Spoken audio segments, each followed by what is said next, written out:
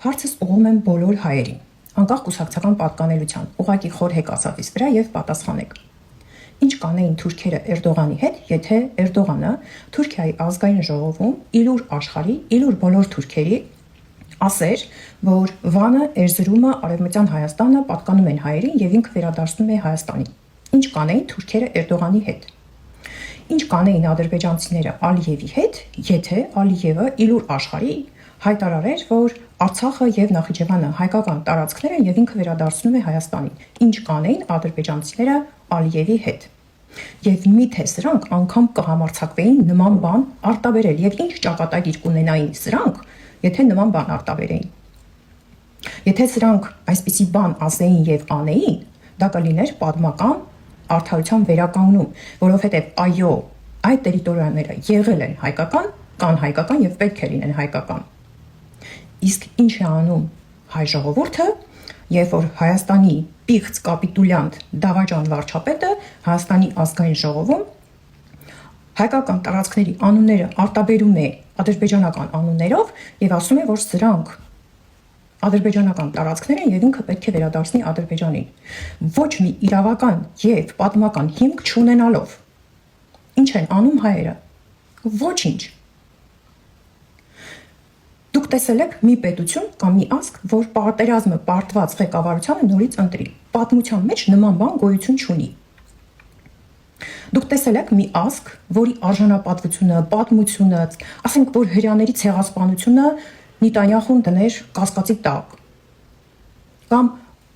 գնար համաձայնության Պաղեստինի հետ, այս հողերը, այն հողերը հանձներ, այս տերիտորիաները, ինչ կանեին Նետանյախուի հետ հրյաները։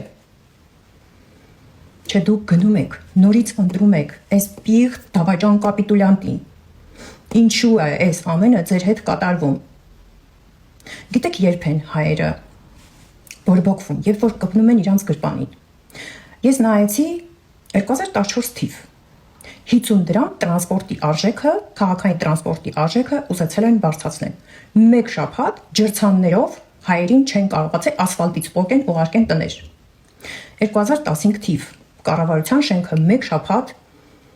ցույցերի մեջ ա եղել։ Ցուցարարներով շրջապատված։ Ինչու 20 դրամ շրջակա միջավայրի հարկը բարձրացրել են։ Այս դեպքում եք որ դուրս եք գալիս բողոքելու, երբ որ հողեր են հանձնում, երբ որ զինվորը ամենօրյա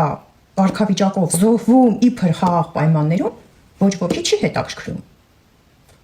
Եվ զարմանալի է, որ մենք եկել հասել ենք 21-րդ դար։ Չգիտեմ ով է ասել, բայց շատ դիպուկ է ասել, որ հայը փող սիրեց, իսկ թուրքը հող։ Այդ իսկ պատճառով մենք չունենք ոչ փող, ոչ էլ հող։ Եվ ում ենք մեղադրում Ռուսաստանին, Եվրոպային, հրյաներին,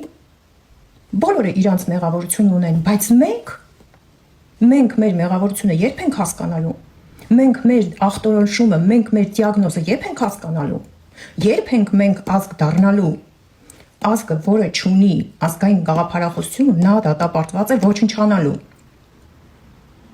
Եվ մի մեղադրեք ոչ ոքի, դեպի ներս աշխատանք է պետք տանել, բավական է, մեզ ստանում են կործանման, եւ եթե պետք է կործանվեինք, գոնե արժանապատիվ վերջ ունենայինք, ասենք մեզ թրով սպանեին, պատերազմով, մեզ ստիպողաբար բնաջնջեին, ոչ, տեսեք ինչ են անում մեր ազգի հետ, վերցնում են հողերը, արժանապատվությունը, պատմական հիշողությունը դարձնում են մեզ ստամոքսի գերի եւ այդպիսի անփառունակ վախճան են մեզ ճակատագրում։ Ում եք մեղադրում։